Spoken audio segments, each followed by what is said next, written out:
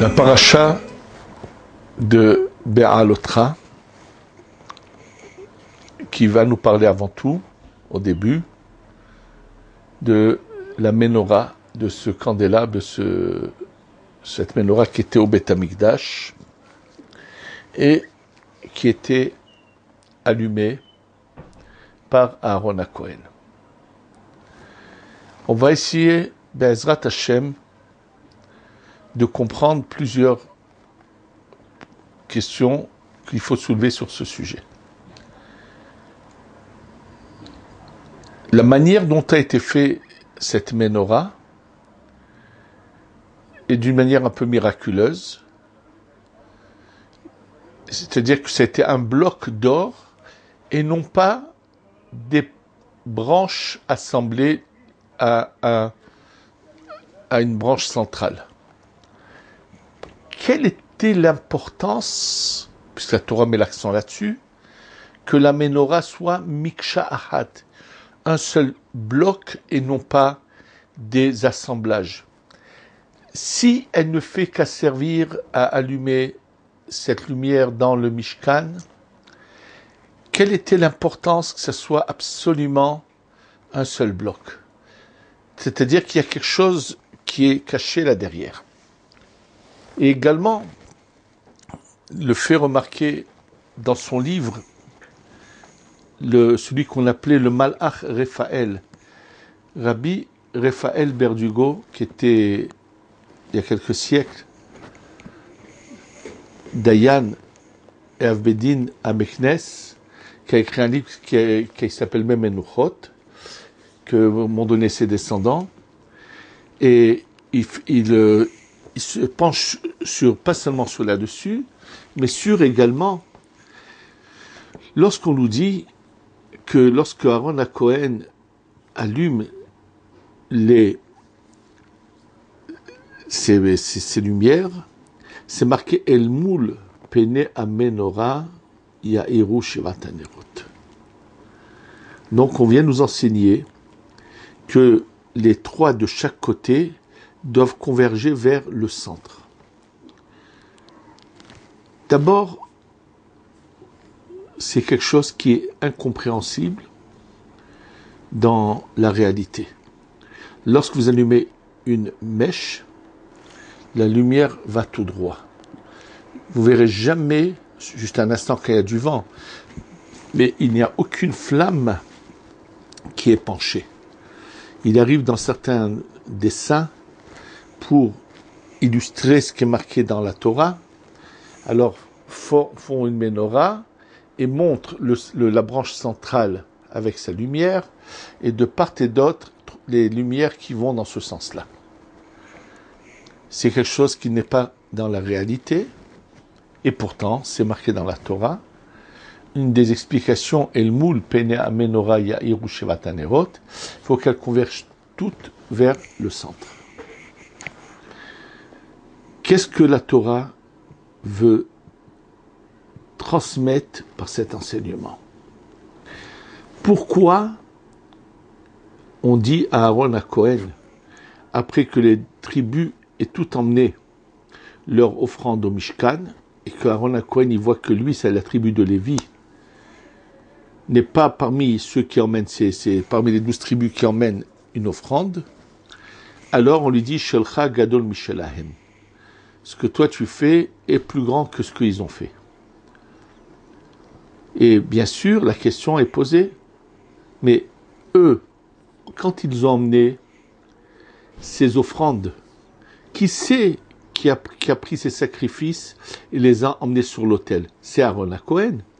Donc, en quoi le fait que le service de la menorah est une action parmi toutes les actions que fait le Kohen? Donc, en quoi cette action de l'allumage de la menorah fait qu'il soit plus grand que les Nessim?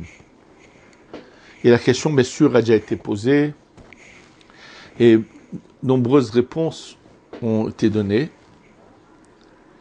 et des remarques qu'a écrit dans son livre Rav Raphaël Berdugo, m'a aidé à expliquer ce qu'on va dire maintenant. Pour comprendre le message qu'à travers tout cela, je voudrais vous citer ce que le Harizal écrit dans ce livre qui s'appelle le Sha'ar HaKavanot. Le Harizal, dans le Sha'ar HaKavanot, lorsqu'il nous explique à quoi nous devons penser quand on dit le mot Ehad du Kriyat Shema, c'est-à-dire qu'on dit la phrase de Shema Israël, Adonai Elohenu, Adonai Echad, il nous dit les différentes pensées qu'il faut avoir en disant Echad. Et une des pensées qu'il nous explique, il nous dit, écoute, sache que la lumière divine qui descend de niveau en niveau, lorsqu'elle arrive au dernier niveau du monde de la Hatzilut, qui est la Malchut de la Hatzilut, ce qu'on appelle la Shechina, qui est également appelée Knesset Israël, c'est le luminaire duquel sont sorties nos âmes. Il dit malheureusement, de la même manière que l'exil, c'était la sortie du peuple d'Israël d'Eretz Israël vers l'étranger, il arrive que malheureusement, la Malchut de la Hatzilut, qui est la source de nos âmes, par laquelle passe la lumière divine, soit en galoute, en exil. Comment? Elle descend dans le monde de la Bria. Et qui fait qu'elle puisse remonter ou pas, ça ne dépend que de nous. Et pour cela, il nous ramène ce pasouk, ce verset où il est dit « Tenu, donnez, ose, de la force, l'Elohim à Dieu. » Nous, on donne de la force à Dieu, ça veut dire. Il dit oui, c'est-à-dire que nous, par nos actions, l'infini, le Ensof, la lumière infinie divine, a fait que c'est nous qui pouvons faire que cette étape de lumière divine qu'on appelle la Malchut descende et que ce soit nous qui pouvons la faire remonter vers le monde de la Hatzilut. Et il nous explique qu'en fait, l'exil peut s'arrêter, la venue du Mashiach peut avoir lieu, ça ne dépend que de cela. Et comment il le dit? Il dit, par les fautes que nous commettons, nous provoquons que la Malchut de la Hatzilut descende dans la Bria.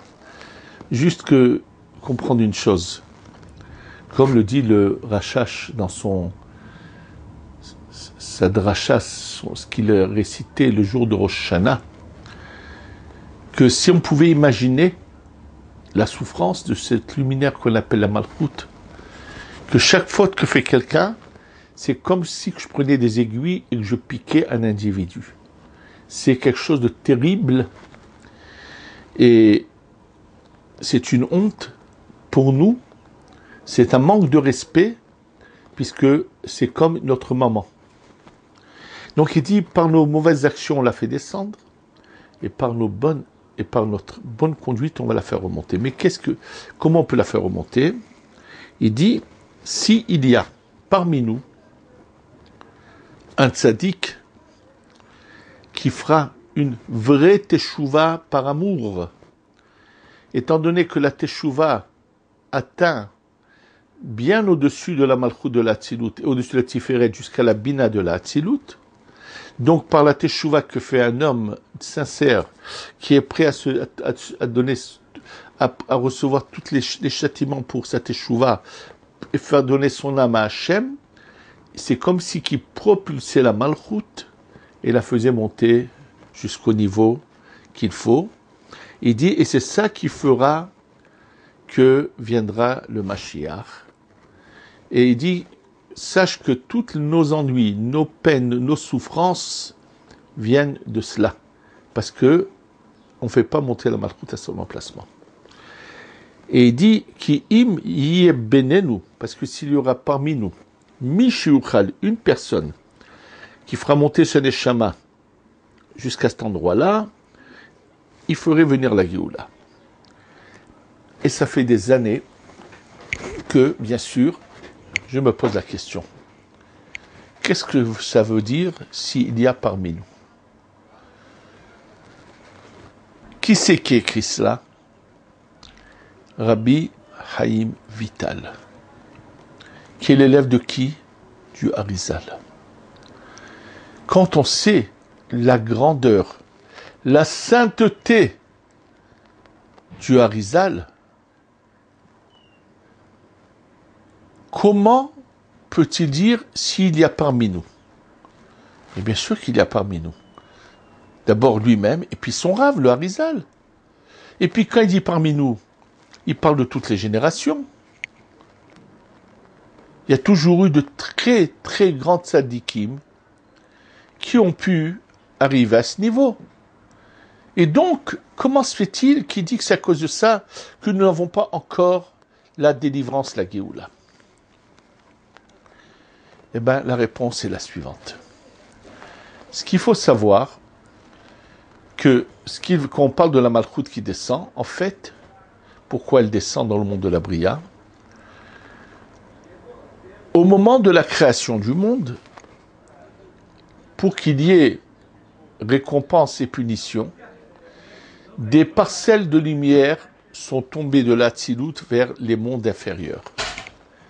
Ces parcelles de lumière qui sont tombées, chacun a des parcelles de lumière qui le concernent, ce qu'on appelle les Nitzotzot de Kedusha, et c'est pour ça que chacun, sans le besoin, à part d'appliquer toute la Torah, d'être attaché en particulier à certaines mitzvot.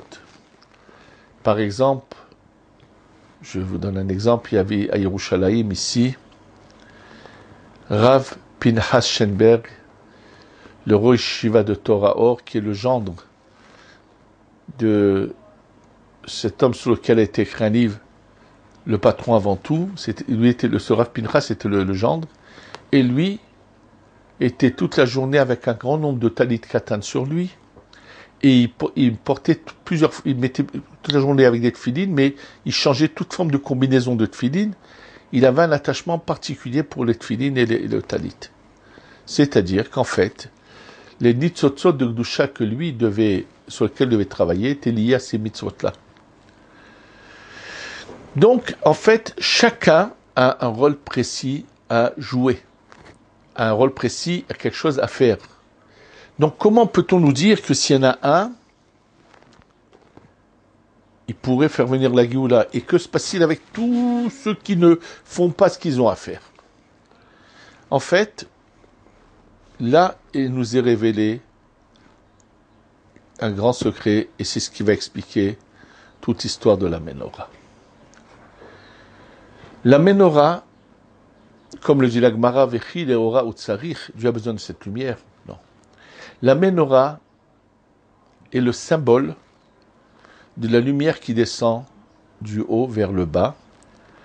Dans chaque Ben Israël, il y a une Neshama qui est une Ménorah. Et là se trouve un grand secret. Le grand secret qui se trouve là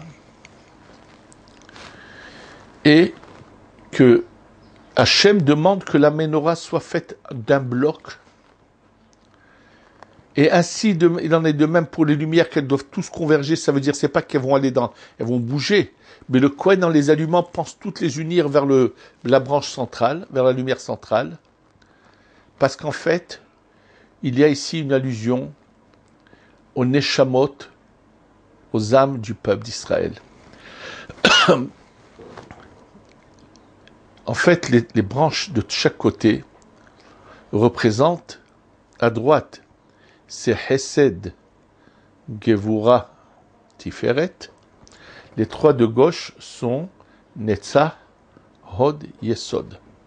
Et la centrale, c'est la Malchut. C'est-à-dire que il y a un luminaire au-dessus de la Malchut qui s'appelle la Tiferet. Et quand s'unissent ces lumières-là, naissent les Neshamot. Et le but est l'union de toutes ces Neshamot.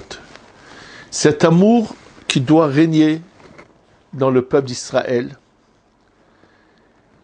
et que personne ne doit s'octroyer le droit de parler sur qui que ce soit. Et à plus forte raison, sur les rabbanim.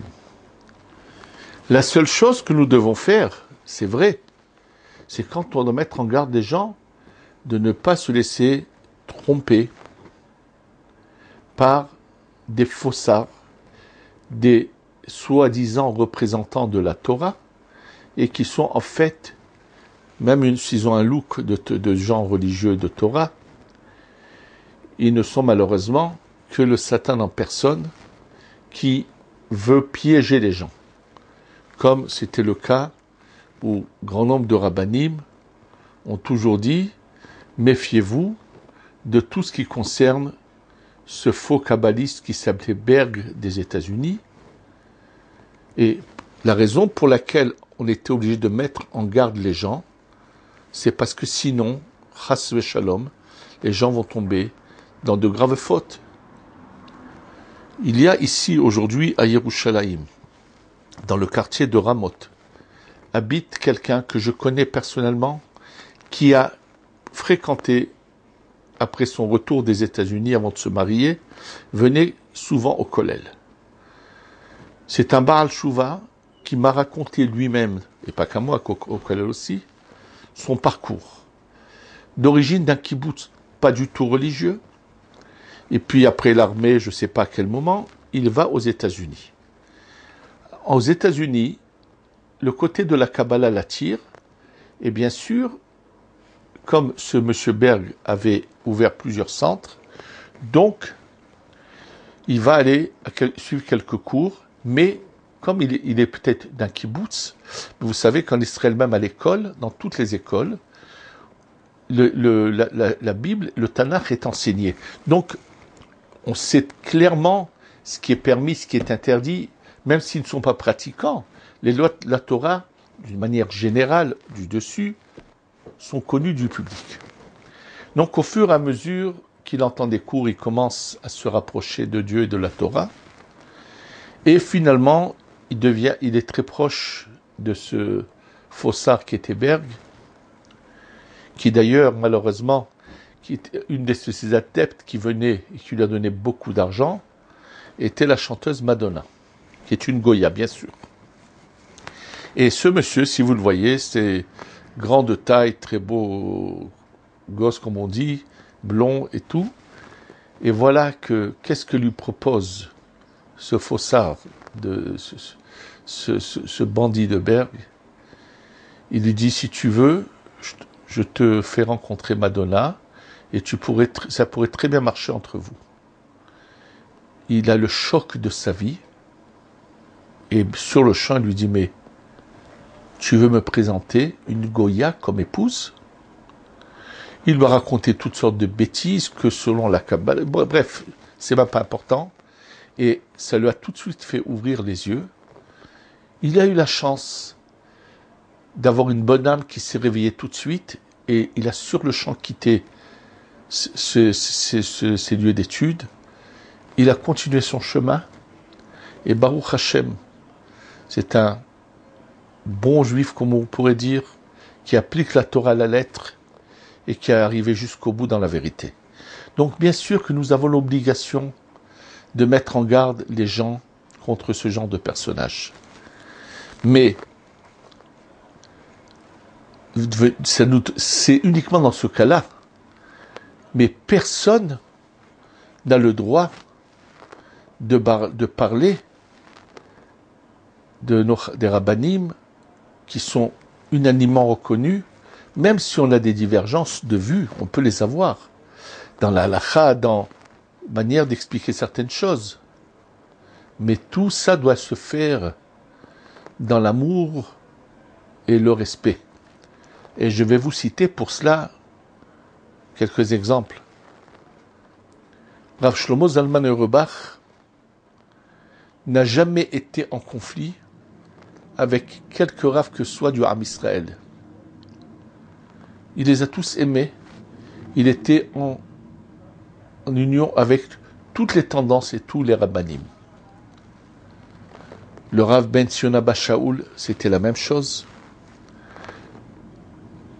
Le Rav Tzadka, pareil. Et tout récemment, Rav Wosner. Qu'est-ce qui a été publié après sa mort? Qu'à chaque fois que certains groupuscules ont voulu essayer de le mêler à une marloquette quelconque, il a tout de suite tout fait pour préserver son nom et pour montrer que lui n'a jamais participé à aucune tendance que ce soit dans une marloquette. Ça a été une lettre qu'il avait écrite au rabbi de Belz au moment où certains extrémistes ont voulu salir le rabbi de Belz, des gens qui malheureusement déforment la Torah, où ça a été le cas où, très vieux, où il voyageait presque plus, a décidé de venir à Yerushalayim et aller dans la maison rencontrer le Rav Ovadia Yosef pour lui dire: ne comprends surtout pas que dans ce qu'on m'a fait signer une fois sur un papier, j'avais quelque chose, je me suis mêlé à malheureusement des gens qui parlaient contre le Rav Ovadia Yosef Zichrono Livracha. Et ils se sont bien sûr tout de suite enlacés parce qu'il y a toujours eu de l'amour entre eux. Et d'ailleurs, un jour, Rav Wosner a dit à son entourage: Rav Ovadia Yosef connaît mes livres mieux que moi. C'est à la suite que lorsqu'il atteint un certain âge et qu'il n'avait plus la force de s'occuper de problèmes profonds de halakha, et qu'une fois on lui a été posé la question, et il a dit au Rav qui lui avait posé la question: écoute, je n'ai plus la force pour me pencher là-dessus et te trouver la solution, mais va voir Rav Ovadia Yosef. Et quand ce Rav est allé chez le Rav Ovadia Yosef, il lui a posé la question en lui disant: c'est Rav Wosner qui m'a envoyé. Alors Rav Ovadia était surpris, il lui a dit: tu es sûr? Il lui a dit: oui, absolument. Il a dit: mais comment se fait-il qu'il a pu t'envoyer chez moi, puisque lui a déjà soulevé ce problème a été soulevé dans un de ses livres, il a donné voilà tout ce qu'il a dit là-dessus, il lui donne la réponse. Et donc la personne, le Rav en question est très surpris, retourne chez Rav Wosner et lui dit: j'étais chez le Rav Yosef, il m'a dit que tu avais déjà écrit là-dessus dans un de tes livres, il lui donne la référence. Et Rav Wosner lui dit: tu vois, malheureusement, je commence à oublier. J'ai même oublié que j'avais une fois soulevé ce problème et qu'on m'avait soulevé ce problème et que je l'avais répondu. Donc, bien sûr qu'il y a le respect qui doit être absolu de tous les chachamim, même si on est en désaccord dans certains points de halakha. Mais ça doit rester quand même sans marloquette. Et si on a donc le respect, l'amour, et qu'on est unis, alors le tzaddik, un des tzaddikim de la génération, ou les tzaddikim de la génération, peuvent non seulement faire monter les nitzotzot de Gdusha qui les concernent, mais également ceux de l'ensemble du Ham Israël, et donc peuvent faire venir la Géoula. Donc en réalité, quand il dit le Rabbi Chaim Vital, s'il y a parmi nous, qu'est-ce que ça veut dire? S'il y a parmi nous un tzaddik, et que tout le monde l'aime, le reconnaît comme le tzaddik, et ne se permet pas de mal parler, alors on pourra arriver à cela. Malheureusement, le Harizal en personne avait des voisins à Tzfat qui le haïssaient et qui lui constamment le cherchaient, comme on dit, jusqu'au jour où il leur a dit, il savait, lui, le Harizal, qu'il avait une parcelle de la Neshama de Moshe Rabbeinu, et que ces vauriens qui lui cherchaient constamment des problèmes étaient des réincarnations de Datan Vaviram, de ceux qui avaient été dans la marloquette de Korah contre Moshe Rabbeinu. Il a fallu qu'il leur dise: vous voulez que de nouveau j'ouvre la terre et vous engloutir? Vous recommencez vos erreurs? Il leur dit clairement qu'ils sont malheureusement le Gilgul de Datan Vaviram et qui n'ont pas su réparer leurs fautes. Et donc, en fait, l'enseignement de la Ménorah qui est la source des chameaux du Ham Israël, la lumière des Ham Israël qui descend, et c'est la lumière de la Torah qui va éclairer nos Neshamot. Hachem veut que cette menorah, ce bloc, soit fait en un bloc, pas des assemblements. C'est un seul bloc, il n'y a pas du tout de piroute, de séparation. Et pareil, les lumières doivent être toutes unies. Et par qui? Aaron à Cohen. Aaron est celui qui va faire la paix entre tous les béné Israël. Aaron également représente le hors de la Chochma, le hors de la Chochma qui unit, qui est la Kedusha. Un couple est séparé lorsque la Touma est rentrée. Et lorsqu'une femme va au mikvé, qu'elle se purifie, il y a de nouveau l'union. Je vais vous dire, c'est avec beaucoup de tristesse que je dois, cette semaine, quand je parle de ça, penser à ce qui se passe actuellement, où quelqu'un qui avait fait une très belle teshuva, qui était avant complètement, malheureusement, loin de la Torah, qui avait fait une très belle teshuva et qui avait commencé à ramener beaucoup de gens de la Torah, qui malheureusement, je parle de Monsieur Amnon Yitzhak, je ne peux pas dire le mot rave, il n'est plus à ce titre, il a pourri sa bouche ces derniers temps à plusieurs reprises, et c'est pas sans raison que juste la semaine dernière, un des enfants du Rav Ovadia Yosef, qui a une émission à la radio, où répond aux questions des gens, a dit, alors que c'est le Rav Avraham Yosef, un des enfants du Rav Ovadia, est quelqu'un de très posé, qui mesure ses paroles, et bien sûr, il l'a dit de manière absolument exacte et juste, qu'il a traité de mine et apikoros, qui veut dire un renégat total, un incroyant, parce que malheureusement, non seulement qu'il a récemment, à part toutes les histoires qu'il a faites, au moment où il a voulu se faire, il y a quelques années, se présenter à la Knesset, récemment, il a dit que toute la viande et le poulet que mange le peuple d'Israël n'est pas cachère. D'abord, se permettre de parler d'une manière aussi grave sur le peuple d'Israël, c'est très grave. Il a accusé tous les rabbanim de corruption, et là il devra bien sûr donner des comptes à Dieu sur ces paroles si graves, d'accuser toutes les formes de cacheroute qui sont toutes corrompues, chas v'shalom. Et la manière dont il parle des rabbanim, par exemple, en Eretz Israël aujourd'hui, un des beddin qui fait de la viande, des choses cachères, c'est celui qui avait été le mashgiach pendant des années à Bnei Brak, du vieux Rav Lando de Bnei Brak, Alav Shalom.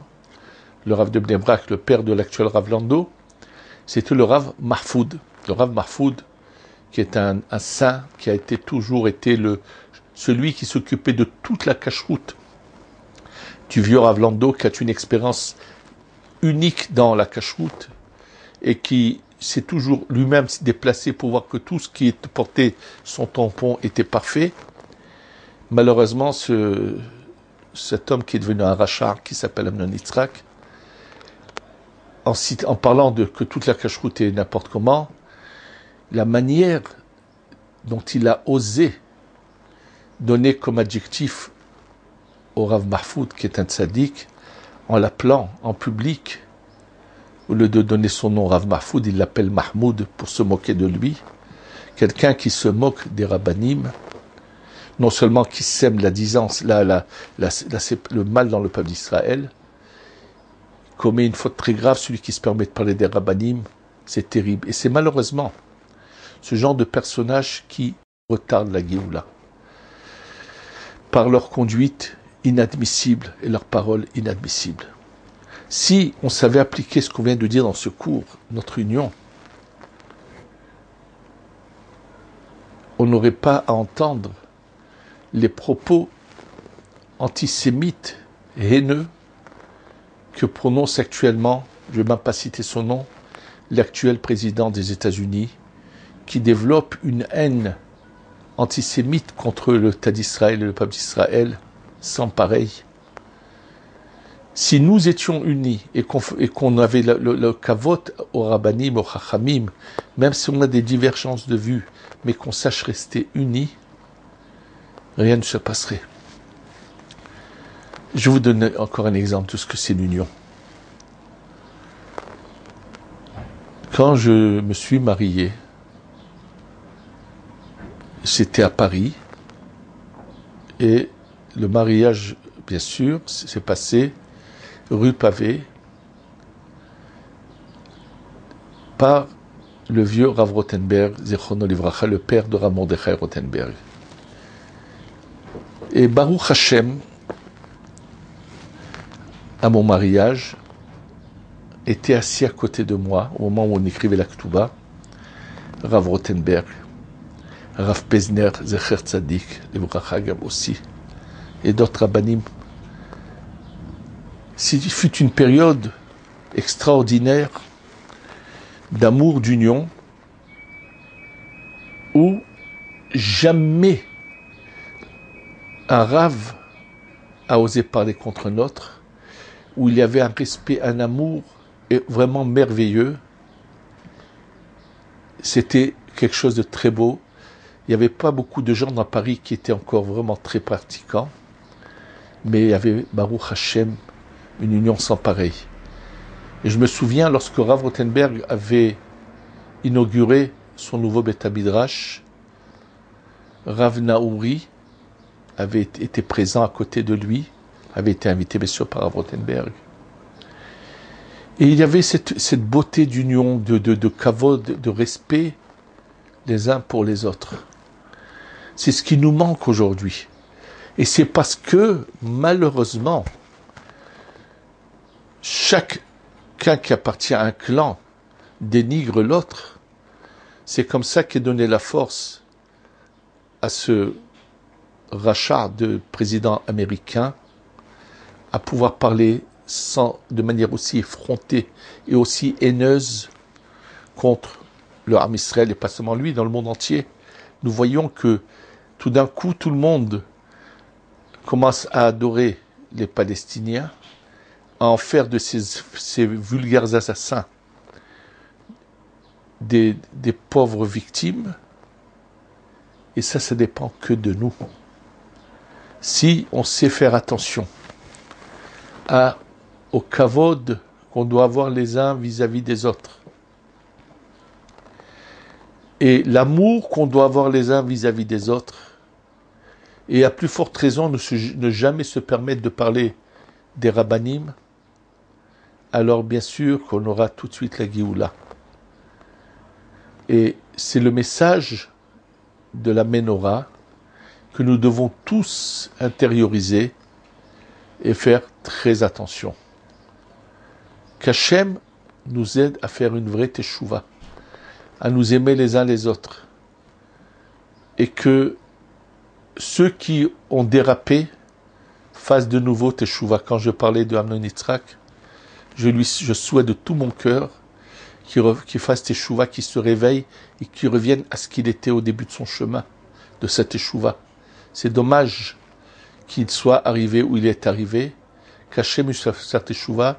J'ai donné cet exemple parce que malheureusement, il est répandu, mais c'est un exemple parmi d'autres. Il n'est pas le seul malheureusement qui des fois se permettent, mais lui, il l'a fait d'une manière qui est dans les médias, sa manière de parler contre les chachamim, les rabbanim, ou la manière dont il a parlé, avec quelle vulgarité il a parlé de Rav Avraham Yosef, le fils du Rav Ovadia, qui est le Rav de la ville de Cholon, qui est un éminent Talmid Chacham. Et il a parlé également sur l'actuel dirigeant du Shas, le Rav Shalom Cohen, et sur combien de chachamim. Et c'est triste et malheureux d'entendre de telles paroles. Et je pense que c'était de notre devoir de dire que nous n'avons rien à faire, c'est pas le chemin de la Torah. Même si pendant des années ce monsieur était un rave et a fait faire tchouva beaucoup de gens, malheureusement, personne ne peut croire en lui jusqu'à le jour de sa mort. Il a malheureusement trébuché. Il ne se rend même pas compte qu'il est tombé dans les ténèbres, dans le mal, et qu'Hachem nous ouvre les yeux, qu'il fasse tchouva, amen. Mais on devra tous apprendre une chose, à aimer Hachem, à aimer le Ham Israël, et à aimer tous les chachamim du Ham Israël, même qu'on n'est pas d'accord avec certains points de leur agissement, de leur manière de penser, de tout, mais ça doit pas être pour autant, ça ne doit pas développer chez nous une un manque de kavod. Personne ne peut être parfait. Personne ne peut être parfait. Si même Moshe Rabbeinu a pu se tromper, alors ça veut dire qu'il n'y a pas une personne sur terre qui n'a pas pu se tromper. Donc on peut penser au fond de soi sur un point précis qu'un Rav fait une certaine erreur, mais ça ne nous permet pas de parler de lui, de mal de lui. Et on peut enseigner, nous, on doit toujours développer notre côté à nous positif, sans avoir besoin de citer les autres, sans avoir besoin de parler du mal de qui que ce soit. Et qu'Hachem fasse que on sache tous s'unir et se respecter, et qu'on ait la Géoula Shlema, Shetavo, Bimera Be'amenu. Amen.